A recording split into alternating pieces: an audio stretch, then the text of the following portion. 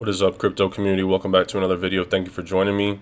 I want to talk about a new payment platform with Russia, instantaneous payments and connections to Ripple, why the crypto market has had a little bit of a bloodbath today, and then some more from that ICE9 hypothesis, which I talked about last video. A few general things. NASDAQ seeking approval to start trading Bitcoin options. You would think this is a bullish headline, but you can go trading both ways. And I do believe, I'd have to check the history books, but when the gold options launched on the CME, Chicago Mercantile Exchange, I believe gold saw a big dip.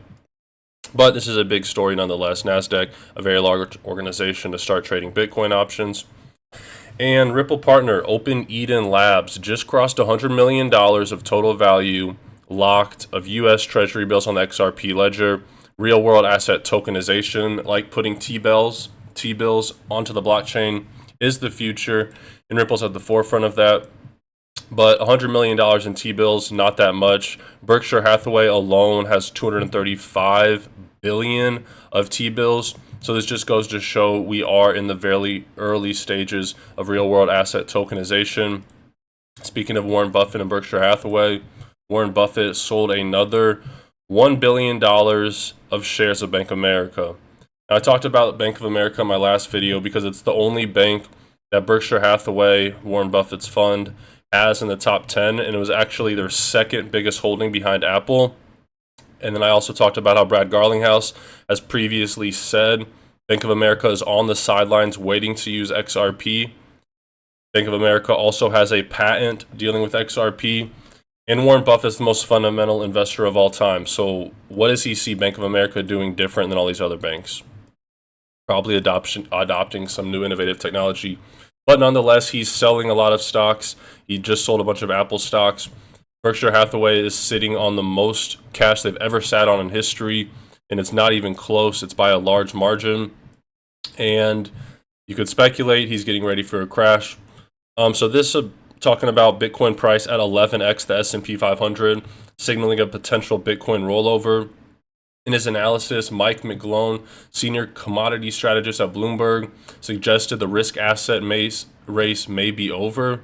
In the first quarter of 2020, Bitcoin was on top, reaching 15 times the S&P in a record which has never been beaten. By contrast, the future may see a 50% drop from that time.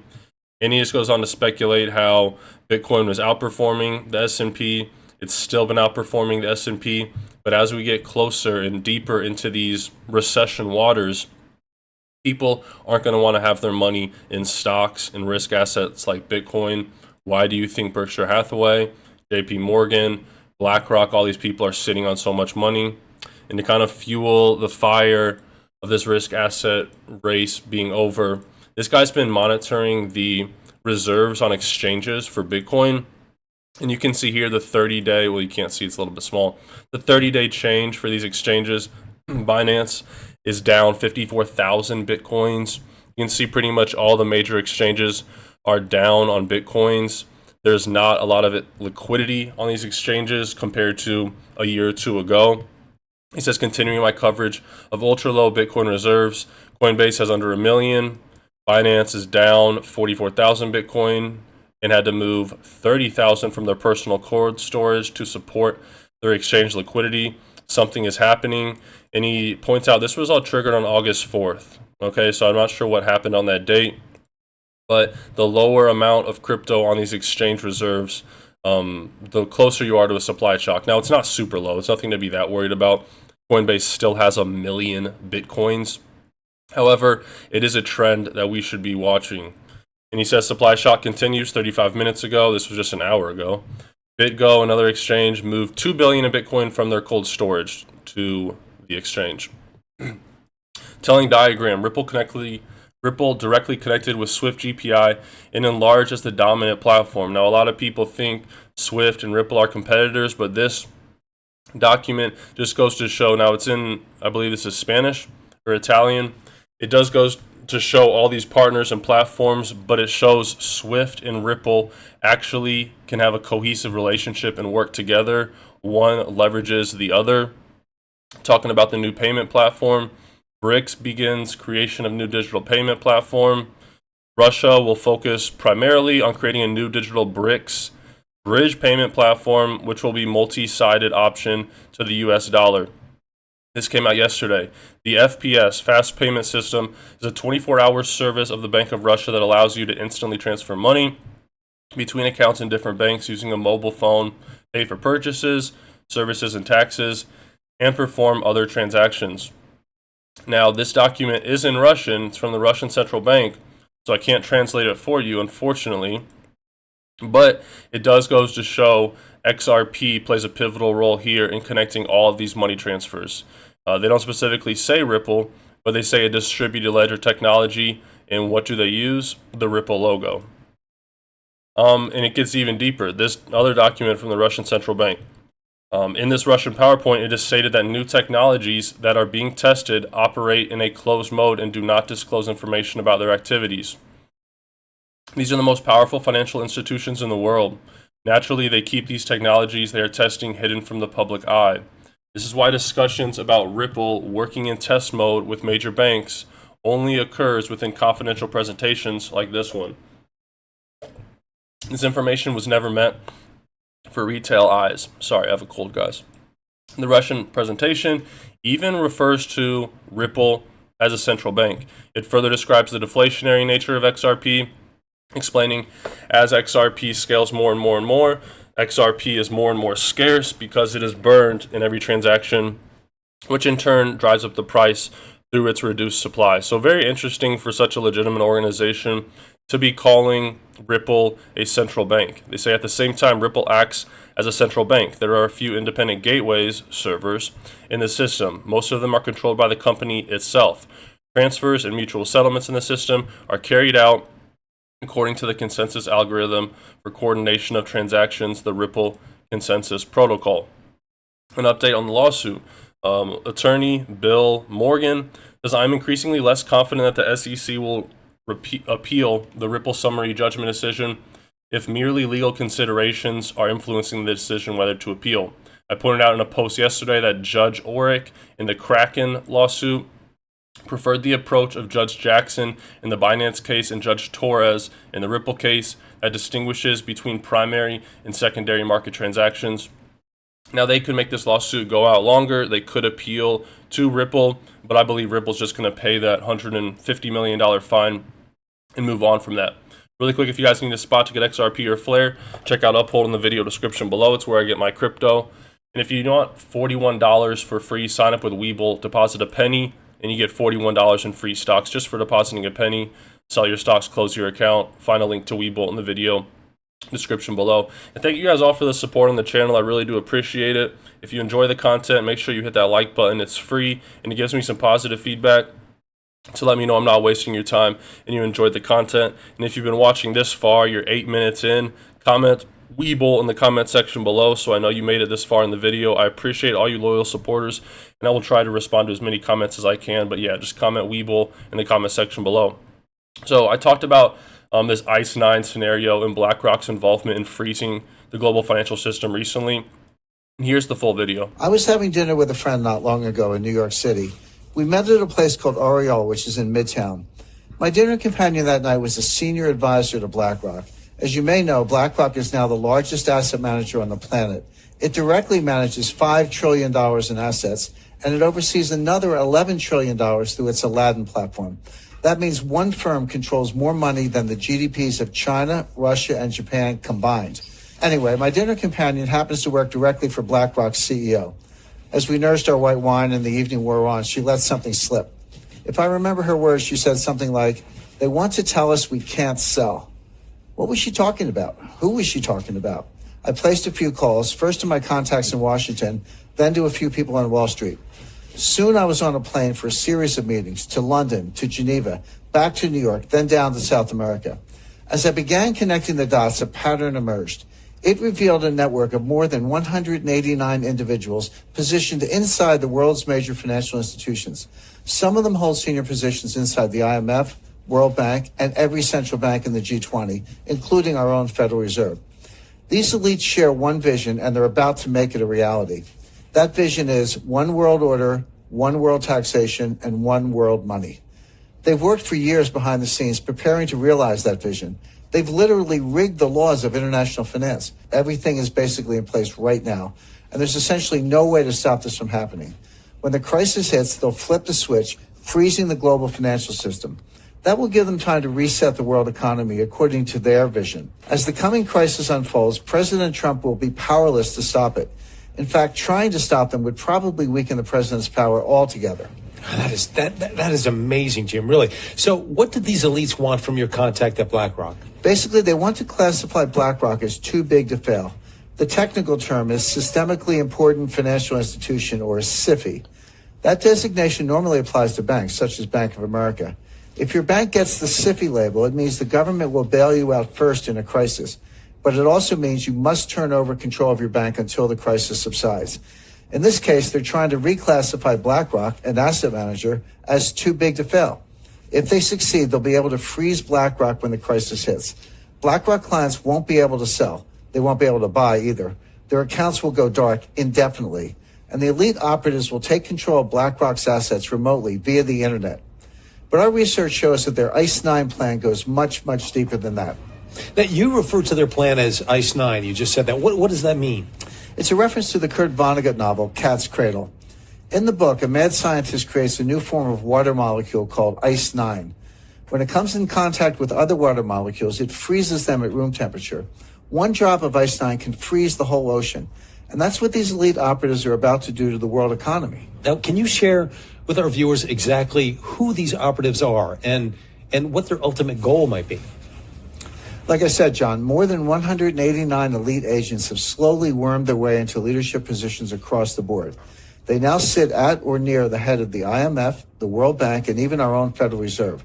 They also control much of what happens at the central banks of China, Russia, India, Brazil, Canada, and Europe. As you know, these institutions form a kind of global superstructure. It forms a kind of snare net encircling all nations. Their leaders aren't democratically elected. They're not accountable to you and me. They're beyond the reach of government and citizens, and yet they hold the fate of the global financial system in their hands. To get a sense of how they operate, imagine an array of floating spheres. One sphere is labeled IMF. One is labeled Fed. One is labeled Bilderberg. One is labeled Wall Street. One is labeled central banks. One is labeled intelligence agencies. One is labeled media, and so on. The elites inhabit all of these spheres, and together the network forms a kind of 3D Venn diagram. As I see it, regardless of what sphere they inhabit, the elites all share the same vision: one world order, one world taxation, and one world money. All of their actions are geared toward moving that agenda forward. Now, are you able to share the identities of these elites with our viewers? We've identified more than 189 individuals who are in many cases hiding in plain sight. Regardless, they all share the same vision: one world order, one world taxation, and one world money. A short list would include Christine Lagarde, Managing Director of the International Monetary Fund, IMF; Mark Carney, Governor of the Bank of England; Raghuram G. Rajan, Vice Chairman of the Bank for International Settlements; Haruhiko Kuroda, Governor of the Bank of Japan; William C. Dudley, President of the Federal Reserve Bank of New York; Agustin Carstens, Governor of the Bank of Mexico; Janet Yellen, Chairman of the Board of the Federal Reserve System; Mario Draghi, President of the European Central Bank; Zhu Min, former Deputy Managing Director of the IMF; Zhou Xiuquan, Governor of the People's Bank of China; Robert E. Rubin, Chairman of the Council on Foreign Relations. This A-list of central bankers and other elites is just the tip of the iceberg. Of course, not one of these elites will tell you outright what's going on, but I've seen and heard enough to connect the dots for myself.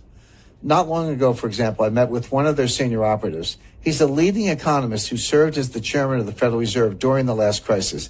He's considered one of the most influential minds in banking today. We met privately during a conclave in Seoul, South Korea. Of course, I'm talking about Ben Bernanke. I came away from my meeting with him stunned and convinced that ICE 9 was real. Not long before that, I set up a one-on-one meeting with another member of the network. His name is Zhu Min, the former deputy governor of China's central bank.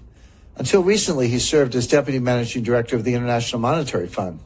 Zhu is a brilliant guy, like Bernanke, and he's pleasant and well-meaning. There's no doubt in my mind that he's also a member of the elite network preparing to impose ICE 9 on millions of Americans. But I wasn't done with my research. I have since met with dozens of senior officials, intelligence analysts, and former Wall Street colleagues. My quest led to a final meeting, a face-to-face summit with the head of Bilderberg. We met at Rockefeller Center in Manhattan, and he was very eager to get my take on the euro as a currency. I was happy to provide it, of course, in exchange for some valuable intelligence. As I say in my new book, he did not have horns.